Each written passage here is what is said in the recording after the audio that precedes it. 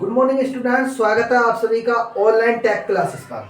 तो प्यारे विद्यार्थियों, लास्ट लेक्चर में हम क्वेश्चन कर रहे थे बेसिक इलेक्ट्रिकल के। ठीक है, तो आगे ही इसी सीरीज में हम क्वेश्चन का सॉल्यूशन कर रहे हैं। ठीक है, तो देखते हैं आज का क्वेश्चन क्या है। तो प्यारे विद्यार्थियों, क्वेश्चन में क्या दिया है, नीचे दिए गए आरेख में 10 ओम प्रतिरोध में वोल्टेज ड्रॉप कितना होगा। तो ये डायग्राम दिया है, आपको इस तरीके से ही डायग्राम मिलेगा वहां पर कि ये डायग्राम दे देगा वो और पूछेगा आपसे कि बताइए 10 ओम में कितना हमारा वोल्टेज ड्रॉप है, 15 में कितना, 15 में कितना है, इसमें कितना आर में। ठीक है, तो प्यारे विद्यार्थियों, वोल्टेज ड्रॉप वास्तव में होता क्या है। सबसे पहले बात आती है इस वाली टर्म की। ये जो शब्द दिया है वोल्टेज का पाथ, इसको इंग्लिश में कहते हैं वोल्टेज ड्रॉप। किसी चीज को ड्रॉप करना, प्यारे विद्यार्थियों आपने मैच देखा होगा, है ना, क्रिकेट मैच। तो कभी कभी क्या होता है, जब खिलाड़ी छक्का मारने की कोशिश करता है तो कभी कभी क्या होता है, गेंद बाउंड्री लाइन से पहले ही क्या पकड़ लेता है। इसका मतलब जैसे ही वो पकड़ने की कोशिश करता है तो वो कैच पकड़ भी सकता है, नहीं भी पकड़ सकता। यदि पकड़ ली तो इसका मतलब 100% जो हमने एक्यूरेसी के अकॉर्डिंग कैच को हमने कैच करने की कोशिश की है, इसका मतलब अगर हमने पकड़ ली कैच, इसका मतलब वो 100% है। यदि हमने ड्रॉप कर दी तो कुछ ना कुछ उसके अंदर ड्रॉप हो गया, इसका मतलब कैच छूट गई, ड्रॉप हो गई, इसका मतलब हम हार भी सकते हैं वहां पर। ठीक है, तो हमें नुकसान हो सकता है। तो नुकसान ही हुआ ना, अगर कैच हमारी ड्रॉप हो गई तो हमारा खिलाड़ी तो आउट नहीं हुआ, इसका मतलब हमारा क्या हो गया, नुकसान हो गया। तो कहने का मीन्स ये है, वोल्टेज ड्रॉप का मतलब होता है कि वोल्टेज में कुछ ना कुछ रेजिस्टेंस के कारण क्या हुआ है कि वोल्टेज ड्रॉप हुआ है। ठीक है, और रेजिस्टेंस 3 एलिमेंट्स होते हैं। पहला रेजिस्टेंस होता है जिसको इंग्लिश में हम कहते हैं प्रतिरोध।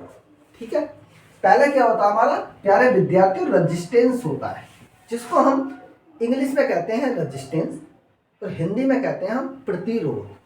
दूसरा होता है प्यारे विद्यार्थी इंडक्टेंस। इंडक्टेंस का मतलब होता है प्रेरकत्व, हिंदी में प्यारे विद्यार्थी इसका मतलब होता है कैपेसिटेंस। ठीक है, तो इसका मतलब क्या होता है हमारा, यह है हमारा कैपेसिटेंस। ठीक है, तो इसे कैपेसिटिव प्रेरकत्व भी कह सकते हैं। ठीक है, तो ये 3 एलिमेंट्स होते हैं जिस पर हमारी इलेक्ट्रिकल पूरी हमारी निर्भर करती है, और वोल्टेज सोर्स भी होता है उस पर भी निर्भर करती है। लेकिन ये 3 ऐसे एलिमेंट हैं प्यारे विद्यार्थियों, ये हमें एक्टिव एलिमेंट नहीं है, ये हमारे क्या है, पैसिव एलिमेंट हैं। पैसिव मीन्स ये कभी भी किसी सर्किट के अंदर अगर लगाते हो तो इनके द्वारा हमें कोई भी एनर्जी नहीं मिलती है, बल्कि इनको एनर्जी किसी बाहरी सोर्स के द्वारा या बैटरी सोर्स के द्वारा या कोई भी बाहरी सोर्स है उसके द्वारा हम इनको एनर्जी देते हैं। प्यारे विद्यार्थियों, इसका मतलब ये हुआ जो सोर्स हमें एनर्जी देते हैं वो तो हमें क्या कहते हैं, एक्टिव एलिमेंट्स कहलाते हैं। और यदि जो एलिमेंट्स एनर्जी लेते हैं उनको हम क्या कहते हैं, पैसिव एलिमेंट्स कहते हैं।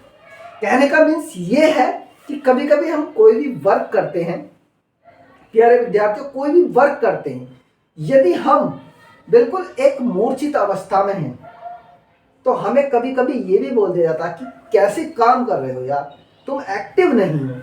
इसका मतलब तुम्हारे अंदर, जब उन्होंने ये कहा था कि तुम एक्टिव नहीं हो, इसका मतलब तुम्हारे अंदर उस समय एनर्जी नहीं है। इसका मतलब उस समय तुम एक्टिव नहीं हो तो तुम्हें एनर्जी की ज़रूरत है। और एनर्जी की ज़रूरत का मतलब कहीं बाहर से हमें एनर्जी मिल जाए कुछ खाने के द्वारा, इसका मतलब जब हमें एनर्जी मिली तो हम तभी तो एक्टिव हुए, उससे पहले तो हम नॉन एक्टिव थे।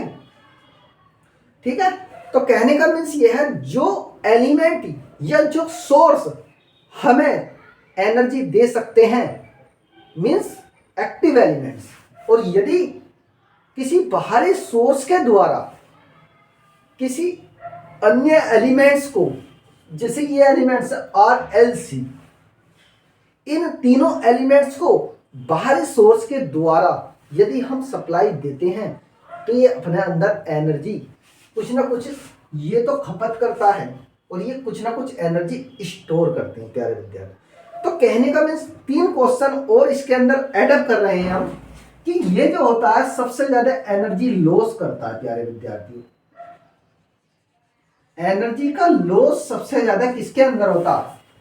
तो रेजिस्टेंस के अंदर होता है। तो ये क्वेश्चन आ सकता है तुम्हें कहीं कि सबसे ज्यादा जो एनर्जी कंज्यूम होती है, तो प्यारे विद्यार्थी जितनी भी एनर्जी कंज्यूम होती है वो रजिस्टिव सर्किट के अंदर होती है।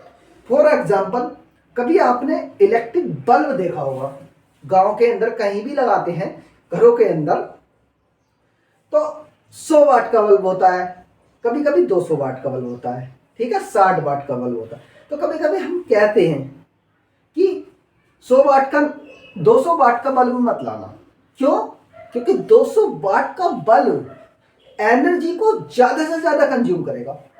इसलिए हम क्या करते हैं 200 वाट की जगह हम 100 वाट का बल्ब लाते हैं। 100 वाट के बल्ब से ही हम काम चलाते हैं। क्यों? क्योंकि एनर्जी को ज्यादा से ज्यादा खर्च ना करें, हमारी एनर्जी सेव हो सके और हम सोच सके कि हमारा बिजली का बिल जो आए वो कम से कम यूनिट आए और हमारा काम भी चल जाए और हम संसार में जितने भी व्यक्ति हैं और हम चाहते हैं कि एनर्जी ज्यादा से ज्यादा सेव हो। क्यों? क्योंकि एनर्जी ऐसा तो है नहीं कि एनर्जी मिलती ही रहेगी हमेशा, ठीक है। तो कुछ सोर्स ऐसे भी हैं जो खत्म होने की कगार पे हैं।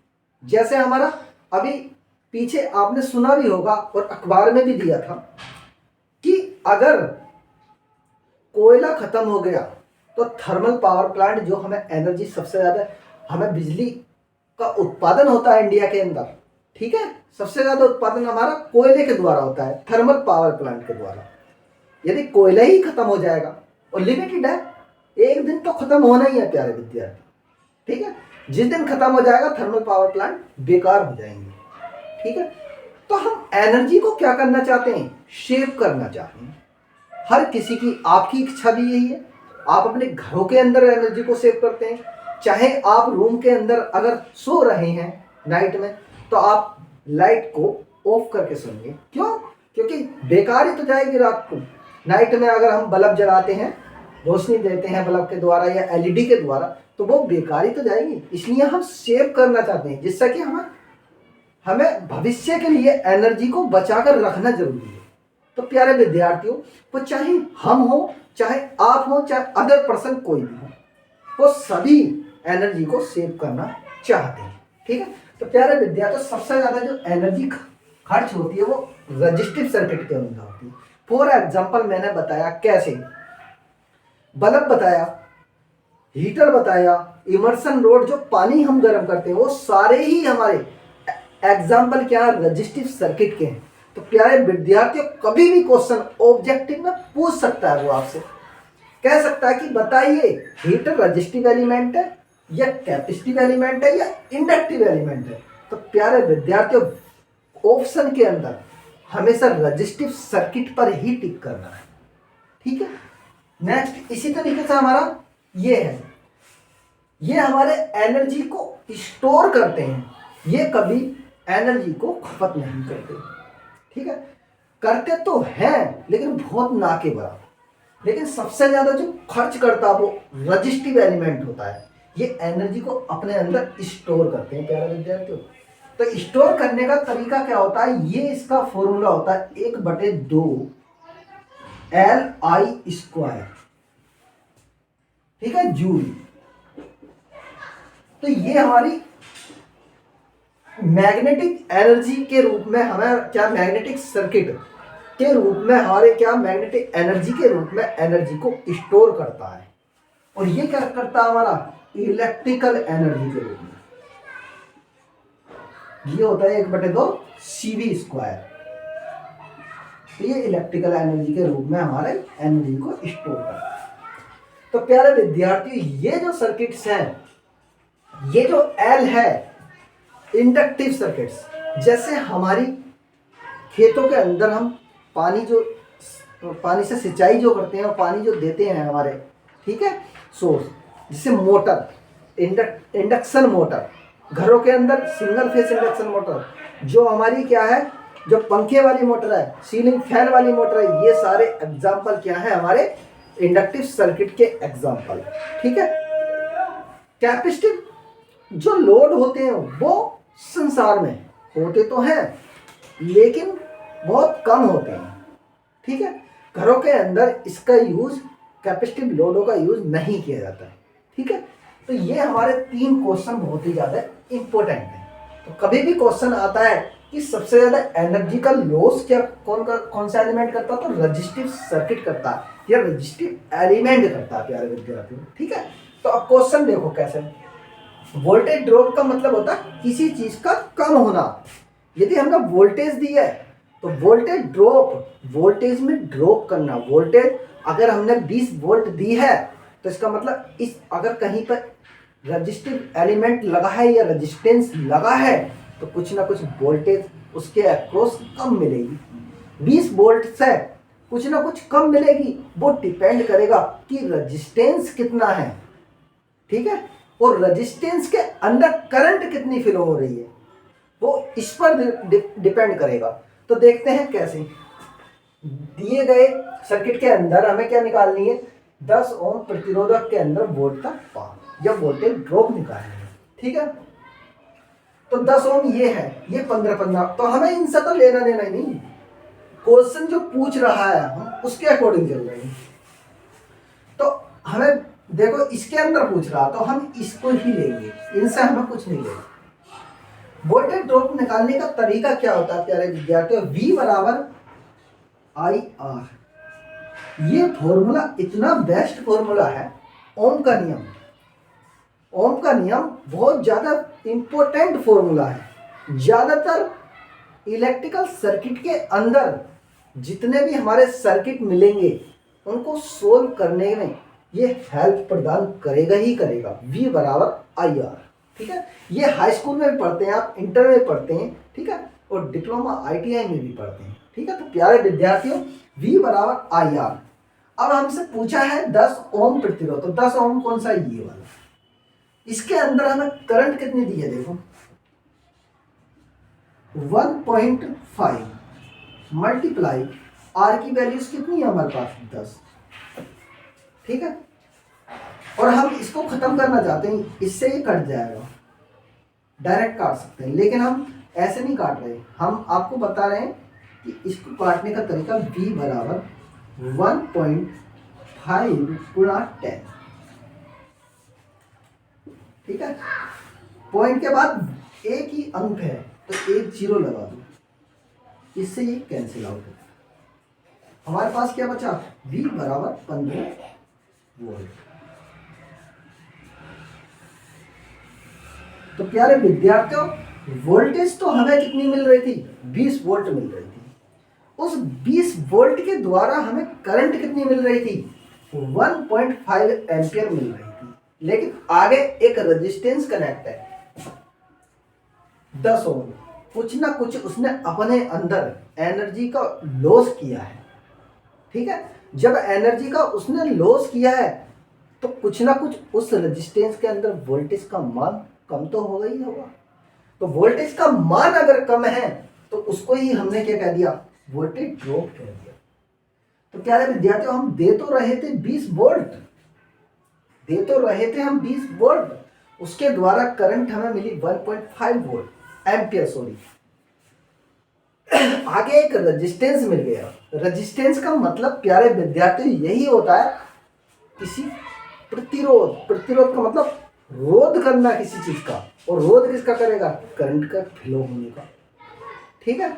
और अपने अंदर एनर्जी को लॉस करेगा। जब उसने कुछ ना कुछ एनर्जी लॉस की है, अगर ये रेजिस्टेंस हमारा 10 ओम की बजाय 15 ओम होता, 15 ओम होता, तो V बराबर 1.5 गुणा 15। यहां पर जहां पर हमने 10 लगाया है, यहां पर हम 15 लगा दें, वैल्यूज को पुट कर दें। इससे इसको कैंसिल आउट कर देते हैं, ठीक है। 15 पंद्रह हम 225,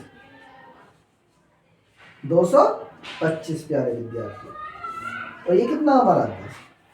यदि इसमें 10 को कैंसिल आउट करना चाहता हूँ नीचे से, तो यहाँ पर अगर 2 जीरो होते, 100 होता तो यहाँ पर पॉइंट लगाते, लेकिन यहाँ पर लगाएंगे, इसको काटना हमें, तो 2 ये हो जाए, तो 22.5 वोल्ट आ जाएगा। इसका मतलब जैसे जैसे रेजिस्टेंस की वैल्यूज बढ़ेंगी वैसे वैसे रेजिस्टेंस के अक्रॉस जो वोल्टेज है, वोल्टेज का मान हमेशा, वोल्टेज ड्रॉप का मान ज्यादा होता रहेगा।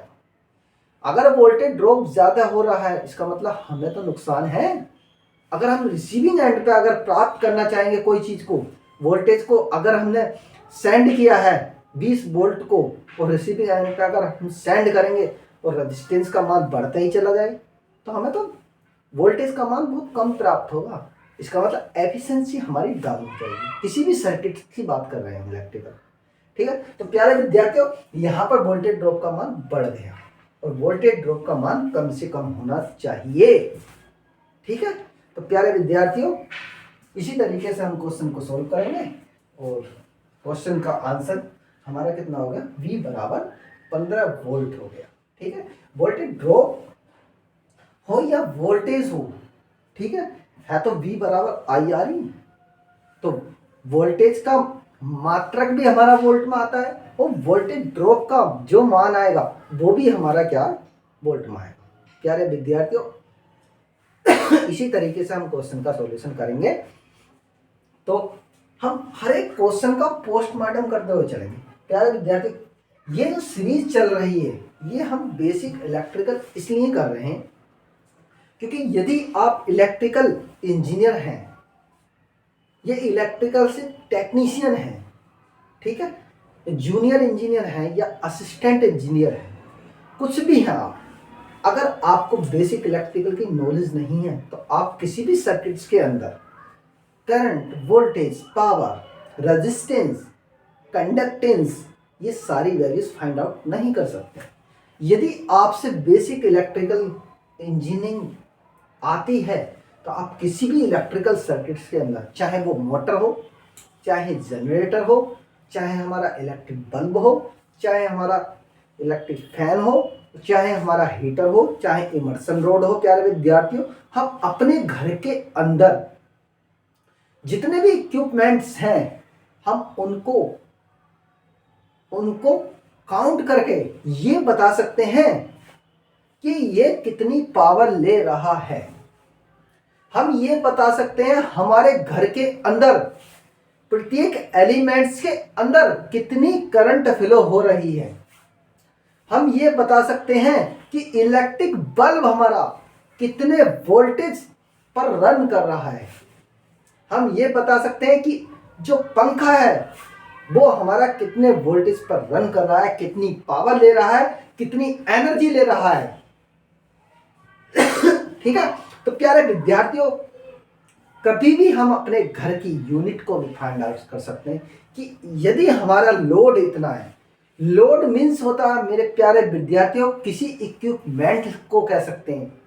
लोड से रिलेशन जो होता है वो करंट का होता है, कभी भी करंट के ऊपर ही निर्भर करता है कोई भी इक्विपमेंट कि कितनी करंट हमारी ले रहा है इक्विपमेंट।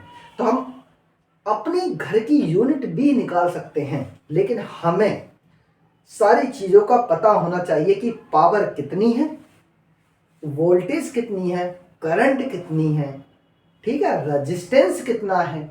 ये सारी चीज़ें फाइंड आउट करने के बाद हम अपने घर का जो यूनिट है वो भी हम निकाल सकते हैं, और मंथली निकाल सकते हैं, पर डे निकाल सकते हैं। प्यारे विद्यार्थियों, ये भी एक दिन मैं आपको निकलवाऊंगा किस तरीके से हम निकाल सकते हैं।